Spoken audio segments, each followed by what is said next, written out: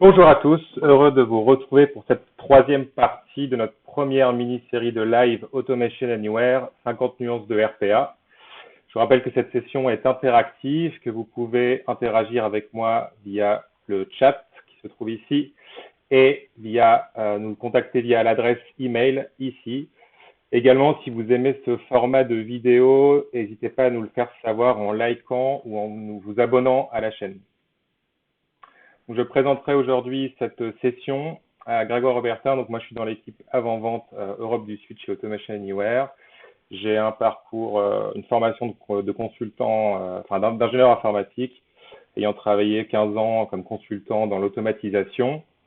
3 ans avec des solutions RPA, donc j'ai découvert Automation Anywhere dans les 3 dernières années et j'ai rejoint Automation Anywhere l'année dernière, donc dans l'équipe avant-vente. Donc, un petit rappel de l'agenda général de ces 3 sessions. Donc là, nous sommes dans la dernière session. Tout ce que vous avez toujours voulu savoir sur le RPA sans avoir osé demander. Donc, vous avez osé demander, c'est la bonne nouvelle. Vous nous avez envoyé des mails, vous nous avez envoyé des messages pour avoir des réponses à vos questions. Donc, merci d'avoir joué le jeu car c'est vous qui avez construit cette session avec nous. Donc, vous l'aurez compris, aujourd'hui, c'est la fameuse foire aux questions, la FAQ. Donc, je vous propose de démarrer tout de suite. Avant de démarrer avec les questions à proprement parler, j'aurais aimé vous parler de l'accompagnement, puisque vous avez beaucoup de ressources sur Automation Anywhere pour avoir des réponses à vos questions, et notamment ce que vous voyez sur l'écran à gauche de l'écran, donc 2 en particulier que je voulais vous montrer aujourd'hui. La communauté AppPeople, qui est donc notre site communautaire avec des forums, vous pouvez poser des questions, vous avez tous les topics, vous avez même des gens chez nous qui répondent à ces questions tous les jours. Donc n'hésitez pas si vous êtes bloqué sur quelque chose à vous renseigner, c'est une mine d'informations incomparable. Également des cours en ligne gratuits, l'Automation University, Automation Anywhere University, remplis de contenu très intéressant. Nous-mêmes chez Automation Anywhere, on y va régulièrement pour apprendre, puisqu'on ne peut pas tout savoir. Donc vraiment, je vous engage à y aller, c'est gratuit et vous avez plein de cours interactifs très bien faits sur tout ce que vous voulez savoir. Donc comment accéder à ces ressources? Vous vous rappelez que dans la première session, nous avions ouvert un compte communautaire et on avait reçu un email à la suite de cette ouverture. Dans cet email, si vous scrollez en bas, vous allez avoir un register to AppPeople, donc vous suivez le lien. Vous allez atterrir sur la landing page de AppPeople. Donc là, après, on va dans la partie login. Bonjour à tous. J'en profite pour saluer tout le monde qui nous rejoignent sur le chat. Donc, Register Now. Là, on va aller entrer nos informations dans le site. Donc, il faut bien refaire un enregistrement. C'est pas le fait d'avoir souscrit à la Community Edition qui vous inscrit directement à AppPeople. Donc voilà, je termine le petit enregistrement. On va recevoir un email qui nous invite à cliquer sur le lien.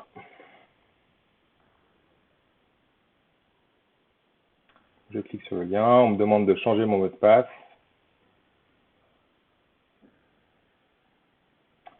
J'entre un nouveau mot de passe. Et nous voilà connectés donc à la communauté Automation Anywhere. Vous avez vu que c'est très rapide. J'ai 4 gros sujets directement sur la landing page. Donc, tout ce qui est partie communauté, donc principalement les forums et les questions. Il faut savoir aussi que ce forum est connecté à nos bases de connaissances support. Donc, voilà, dès qu'il y a des tickets qui sont résolus, ils vont apparaître ici aussi. Donc, c'est vraiment une mine d'informations. La documentation en ligne, nous avons toute la documentation produit en ligne et publique. Le bot store, vous pouvez aller télécharger des nouveaux robots déjà tout faits par nous ou par nos partenaires. Et donc, l'université que vous voyez en bas. Donc, on va faire simplement un petit tour sur AppPeople pour voir un petit peu à quoi ça ressemble. Donc, je clique sur le lien AppPeople.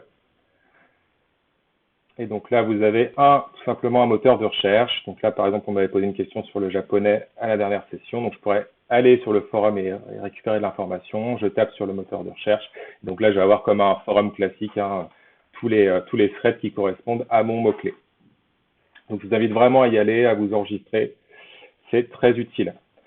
Donc, vous avez d'autres contenus déjà par topics sur cette page, et notamment par exemple autour de la construction des bots, beaucoup de questions autour de la construction des bots. Pareil, n'hésitez pas à aller vérifier les topics populaires pour aller récupérer de l'information sur cette page. Là, on est allé par exemple sur Building the Bots, et donc vous avez tous les threads qui sont associés. Donc directement depuis cette page également, on peut avoir accès aux trainings. Donc là, c'est un lien directement vers l'université dont je vous parlais au début. Donc si on clique dessus, voilà, on arrive directement sur la landing page avec le même user. Et par exemple, on cherche du contenu sur A2019. Et là, vous avez toute la liste des cours A2019, donc sur le mot-clé que vous avez cherché. Et en un seul clic, vous allez pouvoir vous enrôler à ces cours. Donc là, par exemple, le Getting Started with A2019 pour les débutants. Donc on clique sur Enroll. Et là, donc, vous avez tous les cours. Vous pouvez les démarrer. C'est des cours interactifs très modernes autour des grands sujets de l'automatisation. Donc, je vous invite vraiment à découvrir cet espace qui est fait pour vous et qui est fait pour vous accompagner dans votre découverte de la plateforme. Alors, on va commencer par une première question qui nous a été posée. Donc, A2019 est-il uniquement disponible sur Cloud? Question de Frédéric. Alors, déjà, avant de répondre à cette question, un petit rappel on va dire, vraiment high level des deux gros composants qui composent la solution A2019. Nous avons d'un côté la control room, donc c'est celle nous avons accédé dans les vidéos, donc là où on va faire l'administration des utilisateurs, des licences, le monitoring des bots. On va créer les bots également. Je vous rappelle qu'il n'y a plus besoin d'un client lourd pour créer des bots. On va créer directement tout ça dans la control room. Et donc le bot agent qui va être en charge d'exécuter localement ces robots sur les machines. D'accord ? Donc concrètement, techniquement, qu'est-ce qui se cache derrière? Simplement la control room, donc une web application avec sa base de données, et le bot agent, simplement un petit service Windows qui va être capable d'aller communiquer avec la control room, récupérer le scénario à exécuter et l'exécuter.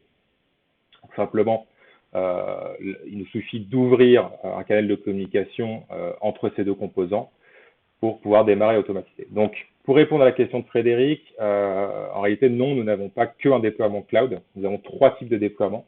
Le fait que la solution soit cloud native, comme on l'a dit dans les sessions précédentes, ne veut pas forcément dire qu'elle doit être déployée dans le cloud.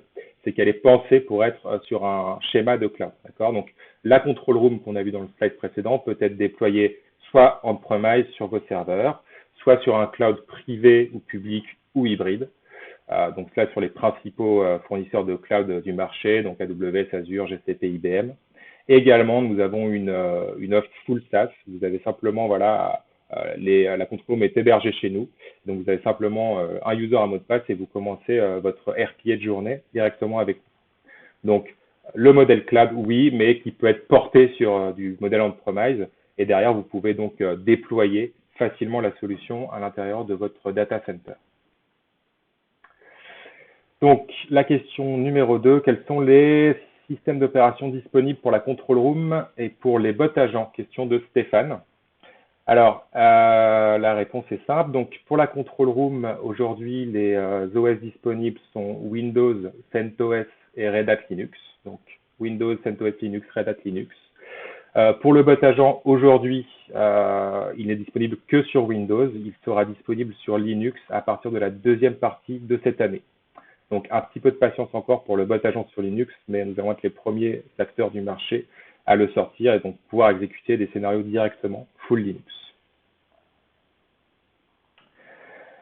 Autre question autour des technologies. Quel est le moteur OCR caché derrière l'extraction de texte? Question de Alexis. Alors là aussi, 2 volets à la réponse. La première, alors je ne sais pas si vous vous souvenez, dans la session précédente, nous avions extrait des données d'un bon de livraison. Et dans la deuxième partie du tutoriel, nous avions cherché à connaître la langue de ce document et donc nous avions fait une extraction brute du document. Et pour faire cela, nous n'avions pas utilisé IQbot. Pour faire une extraction brute de texte, nous avions utilisé tout simplement une commande qui est disponible dans le scénario, dans les commandes RPA, qui est la reconnaissance de texte. Là, je vous remontre. Donc, on va aller utiliser cette commande, chercher le document sur lequel on veut extraire le texte, donc notre bon de commande. On va aller mettre ce texte dans une variable, et après on va aller afficher cette variable. voilà, on applique et puis après on va aller faire un message box où on va afficher le contenu du texte extrait de ce fichier. Donc quand on utilise directement l'extraction de texte dans la control room, ce qui se cache derrière la technologie OCR qui se cache derrière, c'est ABI FineReader, pardon. Donc voilà, là c'est vraiment ABI qui va faire l'extraction. Notez que les licences sont incluses dans le produit, donc vous n'avez pas des licences à acquérir en plus, c'est inclus dans le produit les licences ABI. Voilà, ce qui fait ce travail d'OCR vraiment sur ce document, donc c'est ABI. Donc voilà pour la première façon d'utiliser finalement l'extraction de texte. Je vais passer maintenant à la partie IQBot qui est évidemment un petit peu plus spécialisée dans l'extraction de texte et donc du coup un petit peu plus complète à ce niveau-là. Donc en réalité, dans IQBot, vous avez le choix du moteur OCR. Les choix vont s'afficher donc ici à ma gauche.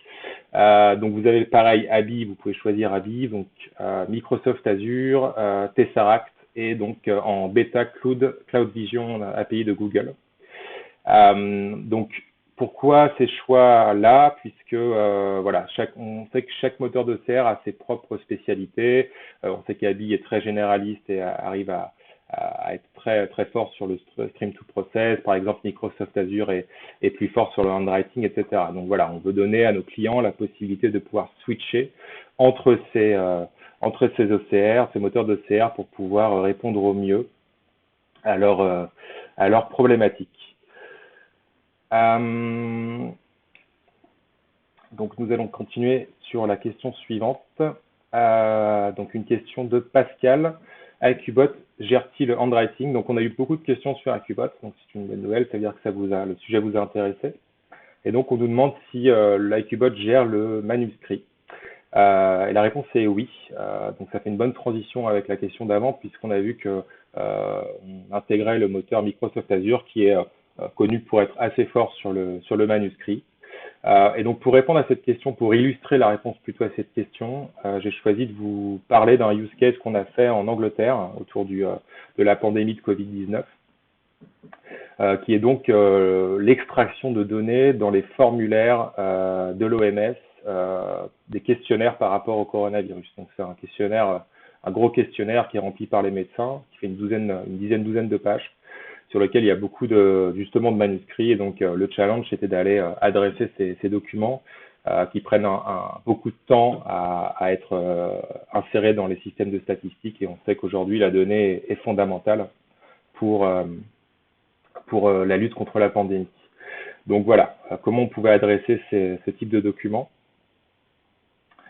Donc là, on va retourner sur IQBot. On va voir. Alors, j'ai contacté la personne qui a fait ce cas d'usage chez Automation Anywhere. C'est pas moi, bien évidemment, mais elle a eu la gentillesse de me donner les vidéos d'entraînement du bot.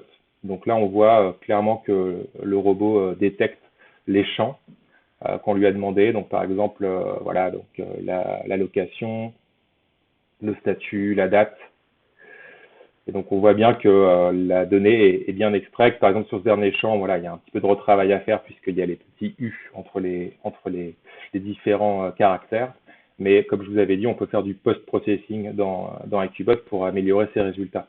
Aussi, je voulais vous montrer, donc sur une des pages du document, on a des champs, une table très complexe avec des multiples lignes et des multiples items. Et donc, c'est quelque chose qu'on est capable d'adresser aussi avec IQBot. Donc, on voit qu'IQBot est vraiment très puissant sur l'extraction semi-structurée, puisqu'il est capable d'aller chercher la donnée dans des tables assez complexes. Donc là, on voit le résultat d'extraction. Donc, effectivement, à gauche, on a bien les données manuscrites qui sont extraites. Donc, la reconnaissance de ces données par IQBot. On va également aller voir comment est extraite notre table complexe qu'on a vu tout à l'heure. Donc là, plusieurs structures, plusieurs lignes, du manuscrit dans la table. Et là, pareil, on a une extraction fidèle de ce qui est dans la table.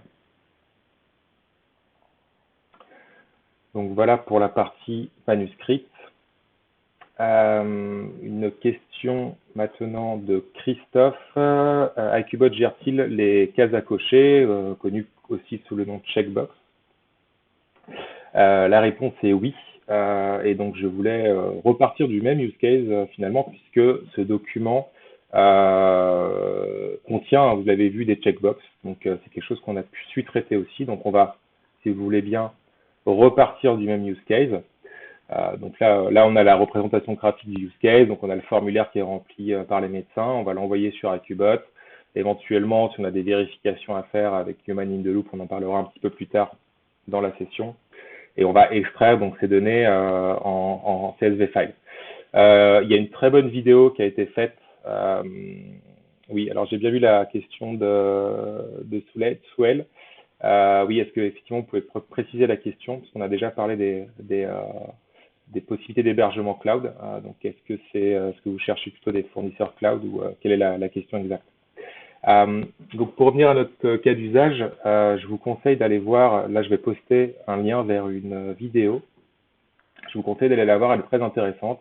C'est vraiment la full description de ce cas d'usage que vous voyez à l'écran. Et donc, je vais vous montrer un extrait de cette vidéo pour que vous voyez les résultats concrets qu'on arrive à avoir sur ce type de document. Donc là, on a un flux classique AccuBot avec, donc vous vous rappelez, on doit uploader les documents sur la Learning Instance. La Learning Instance les traite, les exécute. Là, on a bien l'exécution d'AccuBot. Il termine l'extraction. Et derrière, il va donc télécharger les résultats de l'extraction. Vous vous rappelez que les résultats sont donc en CSV, qui est un format structuré, et qu'on va pouvoir réutiliser dans la suite du scénario. Donc, je voulais montrer un petit peu les résultats d'extraction sur AccuBot, et notamment des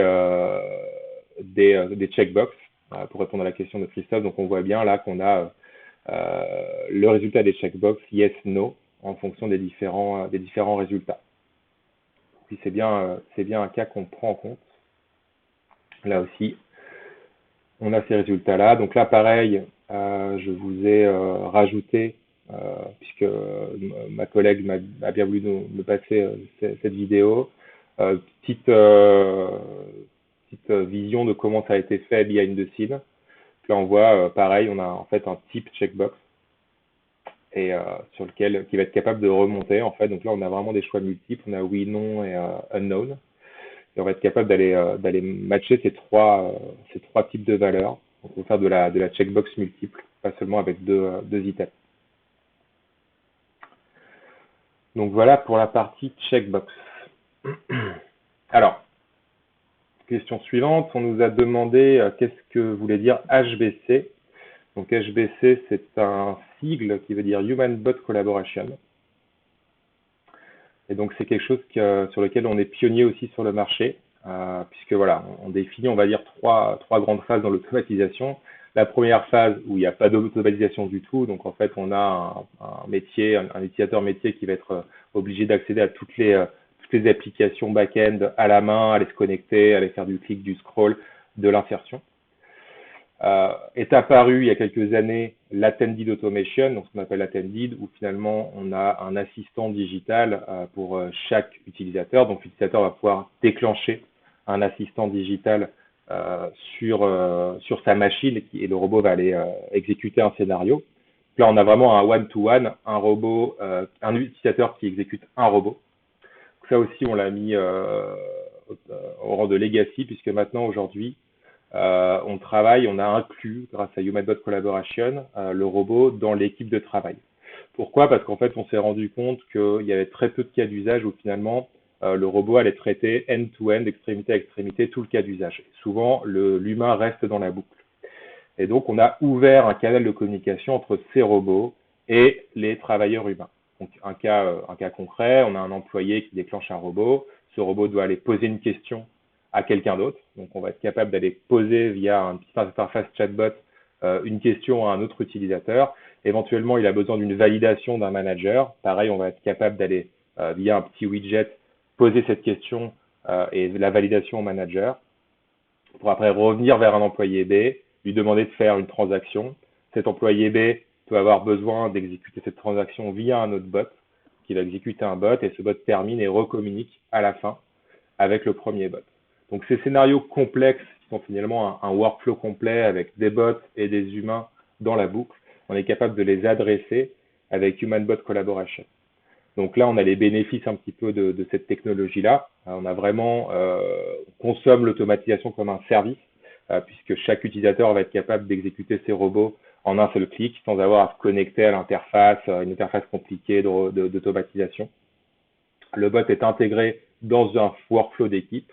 On a une réaction en temps réel, puisque le bot peut revenir vers l'utilisateur à tout moment grâce à cette interface chatbot. Et surtout, très important, le management des exceptions. Donc, Human Bot Collaboration, c'est un de ces grands use cases. Par exemple, on doit ajouter un fournisseur dans le RP ou ajouter une facture, le fournisseur n'existe pas, qu'est-ce qui se passe? Donc, le bot en temps réel va être capable de poser des questions à l'utilisateur pour le guider sur la suite du process. Donc, voilà pour Human Bot Collaboration. Question suivante, avez-vous des intégrations disponibles? Alors, la réponse est oui, alors il y a plusieurs sens d'intégration. On l'a vu dans la vidéo d'avant qu'on pouvait s'intégrer avec des services externes, donc par exemple appeler une API chez Amazon ou chez Google, etc. On peut aussi intégrer la solution d'automatisation dans ce qu'on appelle, nous, les Productivity Packs. Donc, Productivity Pack, quelle est l'idée qu'il y a derrière ça? En fait, c'est que un utilisateur métier aujourd'hui, un comptable, nous on pense qu'il n'a pas vocation nécessairement à être un expert SAP. Voilà, un comptable, il doit être expert dans les opérations de comptabilité, d'accord? Pas forcément dans les systèmes back-end qu'il a à manipuler. Donc, si on lui donne un robot qui fait ces manipulations dans le système back-end pour lui, toutes les saisies, les exports, les imports, etc., dans le système back-end, alors déjà on gagne du temps pour cet utilisateur puisqu'il n'aura pas tous ses clics, ses scrolls, ses copier-coller à faire et on le reconcentre vraiment sur ces opérations critiques de son métier. Donc derrière le Productivity Pack, il y a vraiment ça, c'est que l'utilisateur n'ait pas à quitter finalement ses applications métiers pour pouvoir déclencher les bots. Donc dans ce cadre-là, on a aujourd'hui 3 intégrations qui s'affichent donc ici. On a une intégration donc Excel. Donc concrètement, qu'est-ce que ça veut dire? Ça veut dire qu'on va avoir un bouton dans Excel. On va pouvoir sélectionner des cases et cliquer sur ce bouton pour démarrer le robot sur ces cases précises, sans quitter Excel. On va avoir la même chose sur G Suite, et notamment le Excel Google Sheet, et aussi donc sur Salesforce. Donc c'est la petite démo que j'ai choisi de vous montrer aujourd'hui. J'aurais pu montrer une des 3. On n'a pas le temps, donc aujourd'hui je vais vous montrer plus précisément sur la partie Salesforce. À quoi ça ressemble? Donc là, on a le cas d'usage voilà, qu'on va montrer. Donc on a concrètement un utilisateur qui va dans Salesforce, qui a un client auquel il veut faire une proposition tout simplement commerciale en un seul clic et sans avoir à aller créer cette proposition commerciale dans le RP. D'accord? Donc, et on veut que cette proposition soit envoyée par email derrière. Donc on arrive dans Salesforce, on ouvre le contact en question. Et là, on voit les détails de ce contact directement. Et à droite, on voit apparaître un petit logo Automation Anywhere avec donc, le widget. Donc ça, c'est vraiment le connecteur Automation Anywhere pour Salesforce et qui va nous permettre tout simplement d'exécuter ce robot contre le customer qui est ouvert en ce moment même. D'accord? Donc là, on a ouvert Igor, donc la fiche d'Igor, et on va pouvoir exécuter le robot pour envoyer une propale directement à cet utilisateur-là. Donc le robot va collecter les données qu'il y a dans Salesforce à ce moment-là, va créer le document de proposition commerciale et va directement envoyer cet email. Donc là, on voit le résultat. Donc le robot a travaillé en quelques secondes et a envoyé cet email avec la proposition commerciale directement attachée à cet utilisateur. Là, on voit vraiment la puissance de ces connecteurs, puisque finalement, plus besoin de manipuler des systèmes ERP, on va rester sur le front, on va rester sur les interfaces que manipulent tous les jours mes utilisateurs. Alors, voilà pour la partie connexion. On nous a posé aussi des questions par rapport au recording sur SAP. Est-ce que donc le recorder universel fonctionne sur l'interface le client SAP?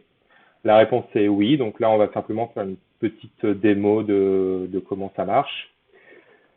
Donc là, je me connecte à ma control room. Je vais créer un robot. Donc je lui donne un nom, par exemple SAP. Et donc, je vais aller directement utiliser la petite caméra. Donc, je vous rappelle que la petite caméra, c'est le recorder universel. Le recorder universel est capable d'enregistrer sur tout type de support, que ce soit de la web application, du support bureautique ou des clients lourds. Donc, je clique sur la petite caméra. Je vais aller sélectionner la fenêtre sur laquelle je veux démarrer mon scénario. Je vous rappelle aussi que si on switch de fenêtre pendant le scénario, c'est pas grave, ça continue à suivre, mais il faut donner un point de départ au scénario. Donc là, je sélectionne ma fenêtre SAP que j'avais ouvert au préalable. Et donc, on voit que quand je passe sur les contrôles, on a bien le petit bouton rouge qui nous dit que le champ est bien détecté par le recorder. Donc là, par exemple, je vais aller taper saisir une transaction, FP60. Puis, je vais cliquer sur mon bouton de validation et puis je vais par exemple aller mettre une valeur dans le champ de texte. Voilà. Donc tout ceci est enregistré à la volée par le recorder. Je vais stopper le recording. Je vais revenir en arrière pour pouvoir réexécuter après le scénario. On voit que ça a bien marché. Voilà, je me remets à la page de départ. Et là, on voit donc, quand je reviens dans mon workbench, que j'ai bien 3 instructions qui ont été créées. Donc la transaction, le clic sur le bouton et l'insertion de la valeur dans le champ de texte. J'enregistre ce robot et je vais aller l'exécuter.